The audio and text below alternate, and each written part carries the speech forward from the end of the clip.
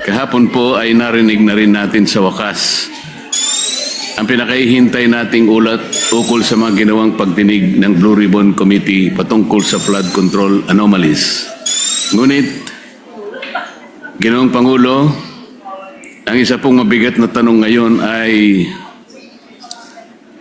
hindi lamang kung anong laman nito, kung hindi paano ito iniharap sa sambayanan.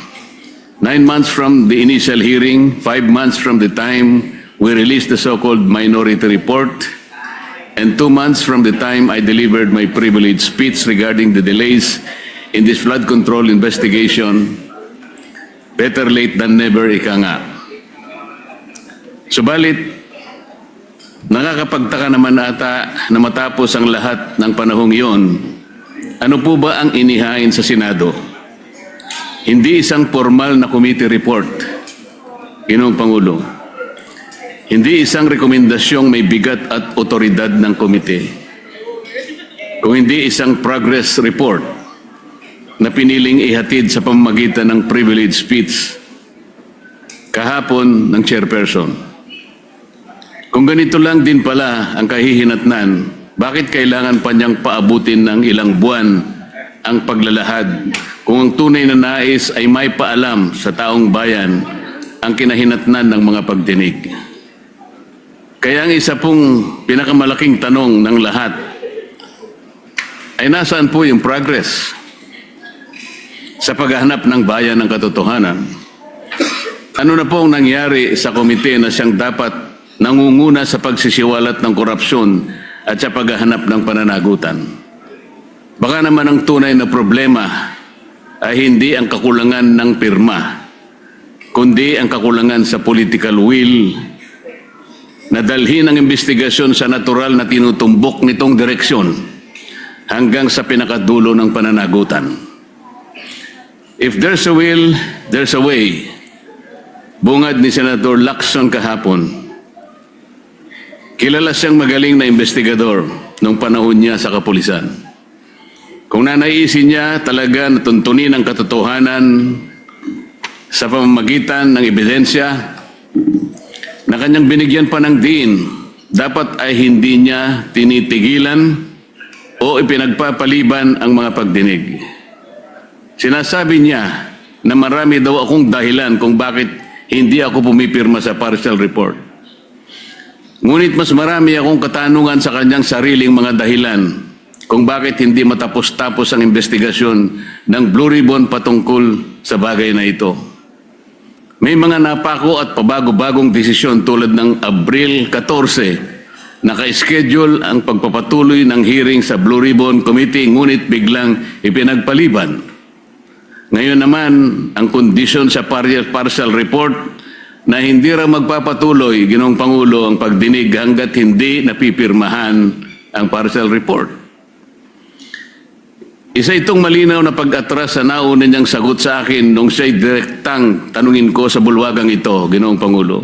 Gaya ng pagtiyak niyang ipagpapatuloy ang investigasyon nang lumabas ang balita tungkol sa pagkahuli ni Zaldico. The quest for truth has been effectively hostaged by the whims of the chairperson who emphasized that he respects the decision of his members, but then said that there will no longer be any hearings unless and until the partial report has been signed.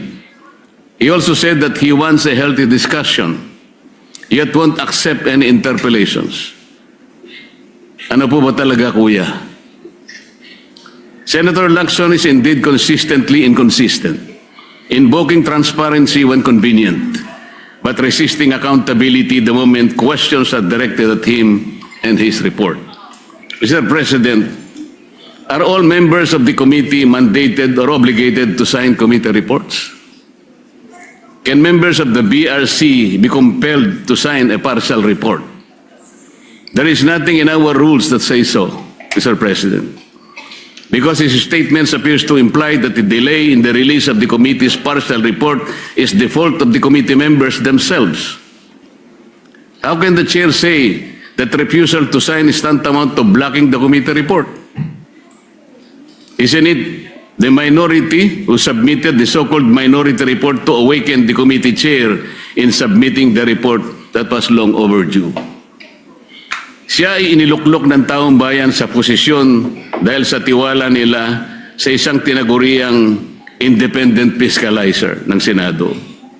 Kung minsan nga, Ginoong Pangulo, ay na-associate siya bilang corruption czar, moral crusader, Mr. Clean, Mr. Righteous,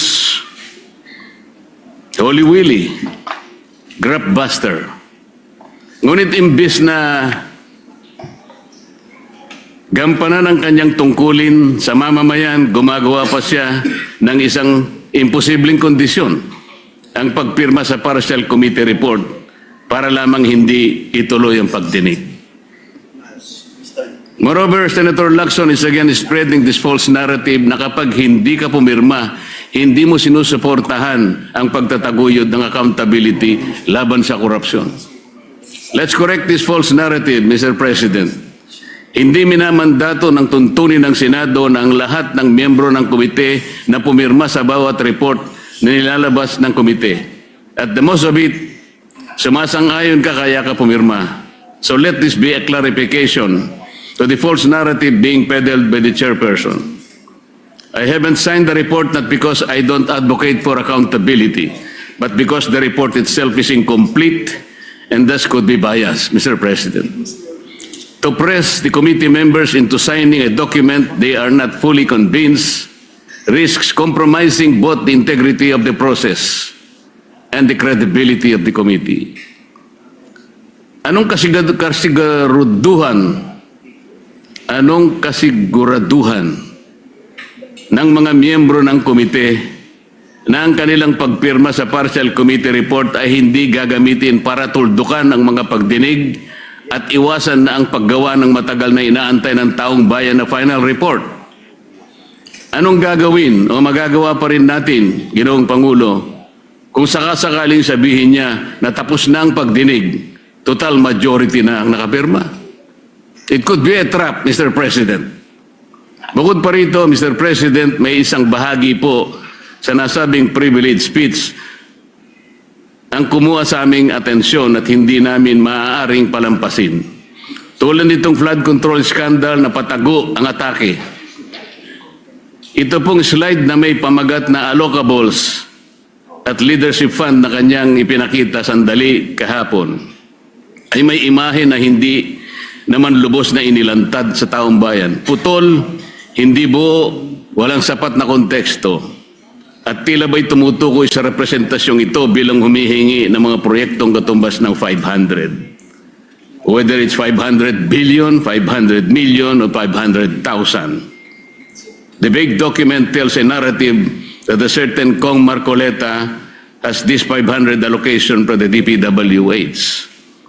At kapansin-pansin po, Mr. President, na tila hindi nakuha ng naturang slide ang inaasahang atensyon mula sa media matapos ang kanyang privilege speech. Marahil dahil maging ang mga mamahayag ay nakita ang kahinaan nito. Kaya't nakapagtataka na nitong umaga, kaninang umaga lang, Ginoong Pangulo, ay agad siyang nagkaroon ng dalawang panayam sa media upang muling bigyang diin at itulak ang parehong naratibo laban sa akin. Para bang hindi naging sapat ang privilege speech sa session hall at kailangan pang palawigin ito sa media upang masigurong kakalat ang malisyosong pagpapahiwatig kahit kulang sa linaw at sustansya. Meron pa siyang ikinuwento na noong ako ay kongresista pa at parte ng Commission on Appointments bilang chairperson ng Committee on Public Works and Highways, ako rin nang hingi ng halagang 1.5 billion na mga proyekto kapalit ng pag-confirm sa appointment ni Secretary Bonoan. Ngunit 500 million lamang daw umano ang naibigay. At sinabi pa raw sa kanya ng ibang kongresista na nabukulan sila at walang nakarating sa kanila na mga proyekto. Nang siya'y tanungin kung may dokumento ba na susuporta rito, hindi niya sinagot ng direkta at bagos ay sinabi na lamang na kailangang suriin kung mayroong mga substandard at ghost projects sa mga pinagbigyan mula sa aking mga inendorso. Kung ang pag-endorso ng mga proyekto sa DPWH ay basihan ni Senator lakson ng pagpapaimbestiga sa akin, hindi ba't halos dapat ng mga senador ay imbestigahan na rin? Ayon mismo kay Senator Lacson noong nakaraang taon, Setyembre yata yun, Ginoong Pangulo, halos lahat daw ng mga senador noong 19 Congress ay nag-insert ng allocation projects ng 2025 national budget na nagkakahalaga ng kumulang 100 bilyong piso bawat individual. Ngunit ang ating tagapangulo, kayo po, Ginoong Pangulo, pamismo ang dumipensa sa mga senador at sinabing, I would like to make it clear that whatever budgetary amendments the senators propose, the money for these projects do not in any way go through the Senate or the senator, as some of our kababayans think. It goes directly to the implementing agencies under the executive department. Sa dinami-dami ng mga pangalang nakaladlad sa kontrobersyang ito, ang ilan pa ay tila maingat na iniiwasan ng ating chairman at hindi man lamang nabanggit ng direkta kahit paulit-ulit nang iniuugnay ng mga naglutangang testigo at ilang beses nang naidawit ang mga sinumpaang salaysay, sa mga sinumpaang salaysay. Talaga namang pilit na isinasama ako sa kanyang naratibo. Masyadong halata naman ito, Ginoong Pangulo. Ako na ngayon ang pinagtutuunan niya ng pansin.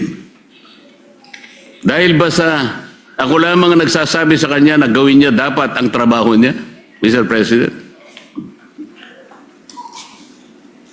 Kung talagang hangarin ng chairman ay katotohanan na transparency, bakit tila naging targeted ang kanyang patama sa pumupuna sa kanya? Bakit hindi siya manindigan o bakit hindi niya matindigan na mismong ombudsman na nga ang nagsabi ng kanilang kakasuhan, si Speaker Martin Romualdez? Para ba sa kanya ay walang talagang kinalaman o sadyang pikit ang kanyang mga mata sa isinisigaw ng lohika? Sadya ata talagang nagbago na ang ating kasamahan. Nasaan na ang tapang ng dating Chief PNP na habulin ang mga nagkasala sa bayan?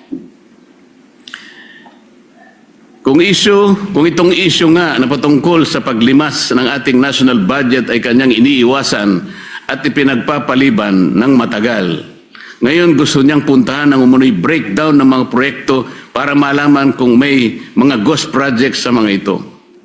Paraan lamang niya ito upang maipilit ang kanyang naratibo laban sa akin, Ginoong Pangulo. Hindi na po ito paghahanap ng katotohanan.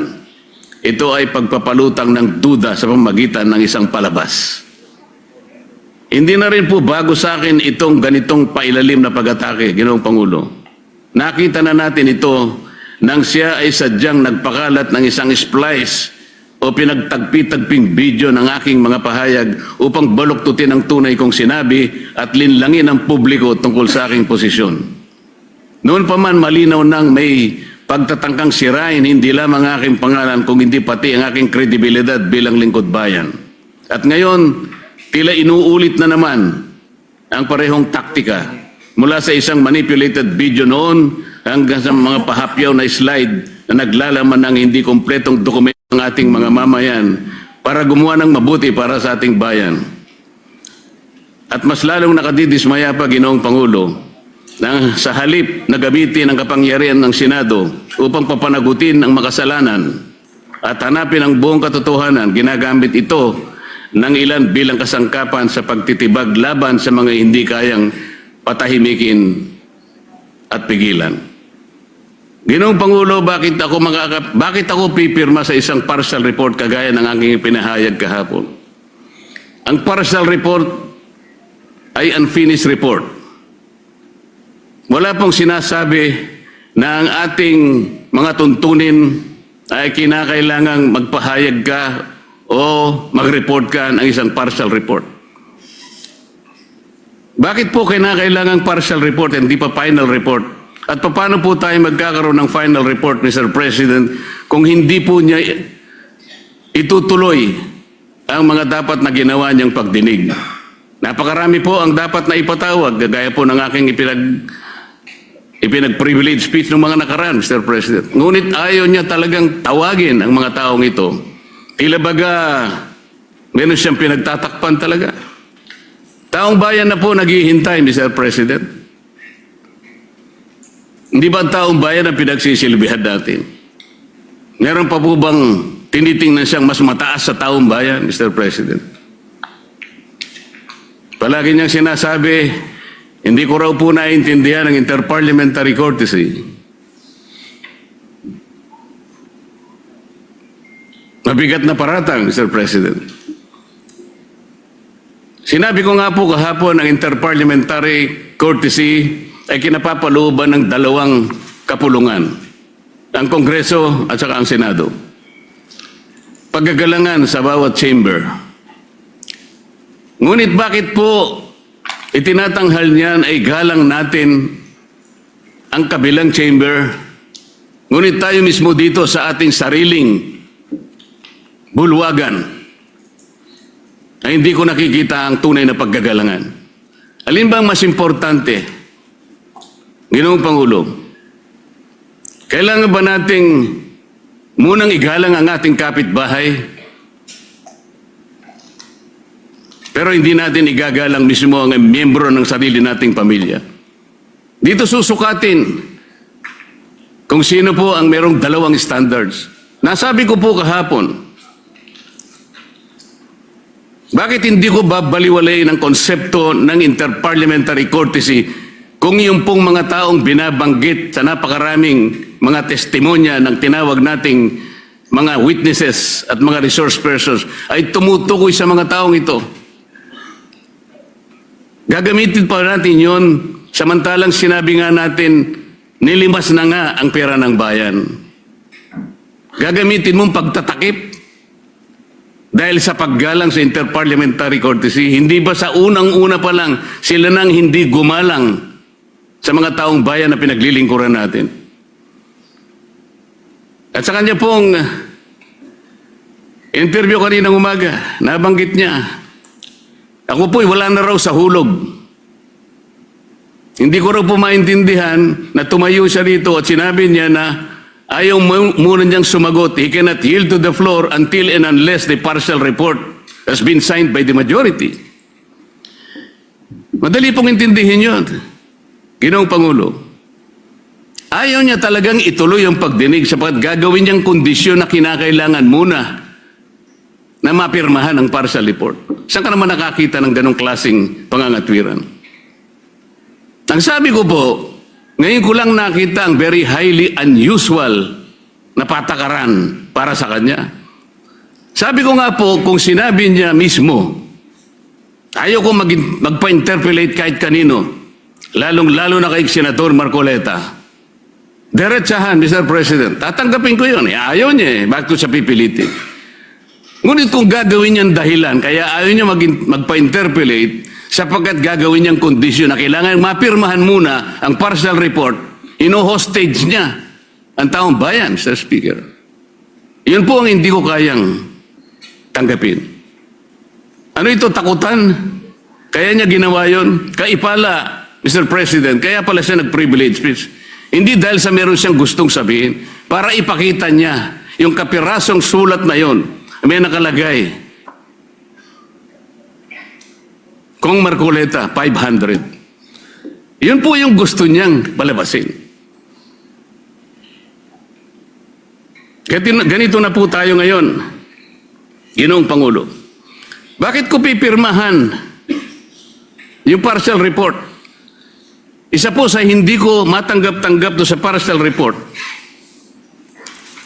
ay yung isa sa kanyang mga rekomendasyon tungkol sa sino ang mga taong dapat na ipaghabla.